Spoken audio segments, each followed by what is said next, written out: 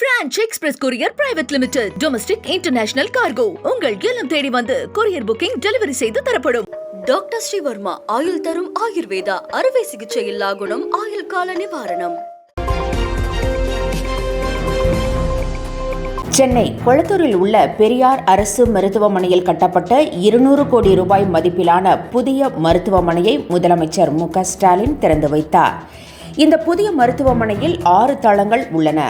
அனைத்து வசதிகளும் செய்யப்பட்டுள்ளன. 200க்கும் மேற்பட்ட படுக்கை வசதிகளுடன் பொது மருத்துவ பிரிவு, இரைப்பை குடலியல் பிரிவு, தோல் நோய் மற்றும் புற்றுநோய் உள்ளிட்ட நோய்களுக்கு சிகிச்சை அளிக்க வசதிகள் செய்யப்பட்டுள்ளன. இந்த மருத்துவமனையை ஆய்வு செய்த முதலமைச்சர் மு.க.ஸ்டாலின், வடசென்னை மக்களின் உயிரை காக்கும் மருத்துவமனையாக காலத்திற்கும் இது இருக்கும் என்று தெரிவித்தார். நோயாளிகளை உங்கள் குடும்பத்தில் ஒருவராக பார்த்து சிகிச்சை அளிக்கும்படி மருத்துவர்கள் மற்றும் செவிலியர்களையும் அவர் கேட்டுக்கொண்டார். திமுகவை அமித்ஷா விமர்சனம் செய்ததை பற்றி தங்களுக்கு கவலை இல்லை என துணை முதலமைச்சர் உதயநிதி ஸ்டாலின் தெரிவித்துள்ளார். தொகுதி வரையறை பற்றி கோவையில் பேசியதை அமித்ஷா நாடாளுமன்றத்தில் பேச வேண்டும் என்றும், திமுக மொழியை வைத்து அரசியல் செய்யவில்லை என்றும், தங்கள் உரிமையைத்தான் கேட்பதாகவும் துணை முதலமைச்சர் உதயநிதி ஸ்டாலின் கூறினார். மொழியை வைத்து திமுக ஒருபோதும் அரசியல் செய்யவில்லை என்றும் துணை முதலமைச்சர் உதயநிதி ஸ்டாலின் தெரிவித்திருக்கிறார். சீமான் வீட்டில் கைது செய்யப்பட்ட காவலர் உட்பட 2 வரும் 13ஆம் தேதி வரை நீதிமன்ற காவல் விதிக்கப்பட்டுள்ளது. நடிகை விஜயலட்சுமி அளித்த பாலியல் புகார் தொடர்பாக சீமான் விசாரணைக்கு ஆஜராகும்படி அவரது வீட்டில் சம்மன் ஒட்டப்பட்டது. இந்த சம்மன் கிழிக்கப்பட்டதை தொடர்ந்து அது குறித்து வளசரவாக்கம் காவல் ஆய்வாளர் பிரவீன் ராஜேஷ் மற்றும் காவலர்கள் விசாரணை நடத்தச் சென்றனர். அவர்களுடன் சீமான் வீட்டு காவலர் அமல்ராஜ் வாக்குவாதத்தில் ஈடுபட்டார். அப்போது ஏற்பட்ட தள்ளுமுள்ளு கை கலப்பாக மாறி அமல்ராஜ் ஆய்வாளர் பிரவீன் ராஜேஷை துப்பாக்கியை காட்டி மிரட்டியதாக கூறப்படுகிறது. அமல்ராஜிடமிருந்து துப்பாக்கியும் 20 தோட்டாக்களும் பறிமுதல் செய்யப்பட்டன. காவலாளி அமல்ராஜ், சம்மனை கிழித்த சுபாகர் ஆகிய 2 கைது செய்யப்பட்டனர். அமல்ராஜ் மீது கொலை முயற்சி உள்ளிட்ட 5 பிரிவுகளில் வழக்கு பதிவு செய்யப்பட்டது.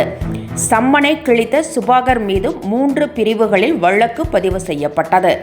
இதனைத் தொடர்ந்து வரும் 13ஆம் தேதி வரை காவலில் வைக்க நீதிமன்றம் உத்தரவிட்டதை அடுத்து அவர்கள் புழல் சிறையில் அடைக்கப்பட்டனர். வக்ஃப் வாரிய சட்ட திருத்த மசோதாவை திரும்ப பெற வலியுறுத்தி சென்னை வள்ளுவர் கோட்டம் அருகே மனிதநேய மக்கள் கட்சி சார்பில் ஆர்ப்பாட்டம் நடைபெற்றது. விடுதலை சிறுத்தைகள் தலைவர் திருமாவளவன், காங்கிரஸ் தலைவர் செல்வ பெருந்தகை, இந்திய கம்யூனிஸ்ட் கட்சியின் மாநில செயலாளர் முத்தரசன், திமுக எம்பி அப்துல்லா உள்ளிட்டோர் கலந்து கொண்டு கண்டன உரை நிகழ்த்தினர். அப்போது பேசிய திருமாவளவன், மத சுதந்திரத்தை நசுக்கும் நோக்கில் வாரிய சட்டம் திருத்தம் கொண்டு வரப்பட்டுள்ளதாகவும், இது தொடர்பாக நாடாளுமன்ற நிலைக்குழு அளித்த அறிக்கை அப்பட்டமான ஜனநாயக படுகொலை என்றும் தெரிவித்தார்.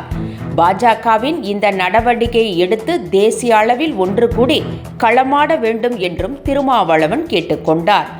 வக்ஃப் வாரிய சொத்துக்களை அபகரிக்கும் நோக்கில் கொண்டுவரப்பட்ட இந்த சட்ட திருத்தத்தை முறியடிப்போம் என மனிதநேய மக்கள் கட்சி தலைவர் ஜவாஹிருல்லா தெரிவித்தார். தமிழகத்தில் உள்ள ஒவ்வொரு குடும்பத்திற்கும் மூத்த மகனாக முதலமைச்சர் மு.க.ஸ்டாலின் இருப்பதாக நடிகர் வடிவேலு தெரிவித்திருக்கிறார். சென்னையில் நடைபெற்ற முதலமைச்சர் மு.க.ஸ்டாலின் பிறந்தநாள் விழா பொதுக்கூட்டத்தில் அவர் கலந்து கொண்டு பேசினார்.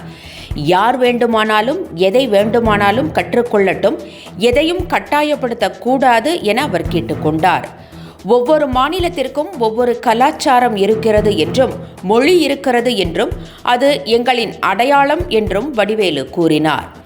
தமிழ் எங்கள் மொழி என்றும், தமிழ் எங்கள் அடையாளம் என்றும், 5000 ஆண்டுகளுக்கு முன்பே கண்டுபிடிக்கப்பட்ட ஒரு மொழிக்கு எவ்வளவு வலிமை இருக்கிறது என்றும் வடிவேலு கூறினார். 2026ஆம் ஆண்டு தேர்தலில் திமுக கூட்டணி 200 இடங்களில் வெற்றி பெறும் என்றும் வடிவேலு தெரிவித்தார். புலம்பெயர் தொழிலாளர்கள் மற்றும் தமிழக தொழிலாளர்களுக்கு தமிழகத்தில் கட்டாயம் பயோமெட்ரிக் பதிவு செய்யப்பட வேண்டும் என அரசுக்கு 5வது காவல் ஆணையம் பரிந்துரை செய்திருக்கிறது. அவர்களை தமிழகத்திற்கு அழைத்து வரும் கான்ட்ராக்டர்கள் பயோமெட்ரிக்கையும் பதிவிட வேண்டும் என்றும் அவர்களுக்கு வீடு அளிக்கும் உரிமையாளர்கள் அடையாள சான்றுகளை வாங்கி காவல் நிலையத்தில் அளிக்க வேண்டும் என்றும் பரிந்துரைக்கப்பட்டுள்ளது. புலம்பெயர் தொழிலாளர்கள் குற்ற செயல்களில் ஈடுபடுவதை தடுக்க இந்த நடவடிக்கை மேற்கொள்ளப்பட்டுள்ளது. பாஜகவை கெட் அவுட் என்று சொன்னால் மக்கள் விஜயை சினிமாவிலிருந்து மீண்டும் கட் அவுட் வைக்க அனுப்பிவிடுவார்கள் என்று தமிழிசை விமர்சித்திருக்கிறார். விஜயின் கட்சி தமிழகத்தில் மட்டும் இருப்பதால் திமுகவை கெட் அவுட் என்று கூறலாம் என்று குறிப்பிட்ட தமிழிசை, பாஜக இந்தியா முழுவதும் இருப்பதால் தங்களை யாரும் அவ்வாறு கூற முடியாது என்றும், பாஜகவை விமர்சித்தால் மட்டுமே அரசியல் செய்ய முடியும் என சிலர் நினைப்பதாகவும் தமிழிசை குற்றம் சாட்டியுள்ளார். பள்ளி மற்றும் கல்லூரிகளின் பெயர்களில் இடம்பெற்றுள்ள ஜாதி பெயர்களை நீக்குவது தொடர்பாக தமிழக அரசின் நிலைப்பாட்டை ஒரு வாரத்தில் தெரிவிக்க வேண்டும் என சென்னை உயர்நீதிமன்றம் உத்தரவிட்டுள்ளது. ஓய்வு பெற்ற நீதிபதி சந்துருவின் பரிந்துரைகளை சுட்டிக்காட்டிய உயர்நீதிமன்றம் ஜாதி பெயர்களை நீக்குவது தொடர்பான நிலைப்பாட்டை நீதிமன்றத்தில் தெரிவிப்பதில் ஏன் தயக்கம் என்றும் கேள்வி எழுப்பியிருக்கிறது. தமிழகத்தின் கோபத்திற்கு ஆளாகியுள்ள பாஜகவை 1000 அமித்ஷாக்கள் ஒன்று சேர்ந்து வந்தாலும் காப்பாற்ற முடியாது என செல்வ பெருந்தகை எச்சரித்திருக்கிறார்.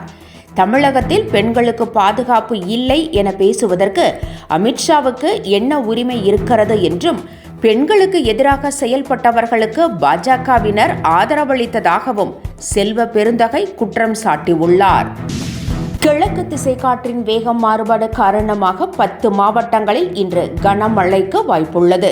கன்னியாகுமரி, நெல்லை, தென்காசி, தூத்துக்குடி, விருதுநகர், ராமநாதபுரம், புதுக்கோட்டை, சிவகங்கை மாவட்டங்களில் இன்று கனமழை பெய்ய வாய்ப்பு உள்ளதாக வானிலை ஆய்வு மையம் தெரிவித்துள்ளது. சென்னை மற்றும் புறநகர் பகுதிகளில் இன்று வானம் மேகமூட்டத்துடன் காணப்படும் என்றும், இடி மின்னலுடன் லேசான மழைக்கு வாய்ப்பிருப்பதாகவும் தெரிவிக்கப்பட்டுள்ளது. கிங்ஸ்டன் படத்தின் ட்ரெய்லர் வெளியிடப்பட்டுள்ளது. ஜிவி பிரகாஷ் நடிப்பில் கிங்ஸ்டன் படம் உருவாகியுள்ளது. கமல் பிரகாஷ் இயக்கிய இந்த படத்தில் நடிகை திவ்யா பாரதி, சேத்தன் அழகன் பெருமாள் உள்ளிட்டோர் நடித்துள்ளனர். மார்ச் மாதம் 7ஆம் தேதி படம் வெளியாக உள்ளது. இது ஜிவி பிரகாஷின் 25வது படமாகும். Franch express courier private limited domestic international cargo உங்கள் இல்லம் தேடி வந்து கொரியர் புக்கிங் டெலிவரி செய்து தரப்படும். டாக்டர் ஸ்ரீவர்மா ஆயுள் தரும் ஆயுர்வேதா அறுவை சிகிச்சை இல்லா குணம் ஆயுள் கால நிவாரணம். என்றும் உங்களுடன் மை இந்தியா. முக்கிய செய்திகளை உடனுக்குடன் தெரிந்து கொள்ள சப்ஸ்கிரைப் பண்ணுங்க, பெல் பட்டனை பிரஸ் பண்ணுங்க. என்றும் உங்களுடன் மை இந்தியா.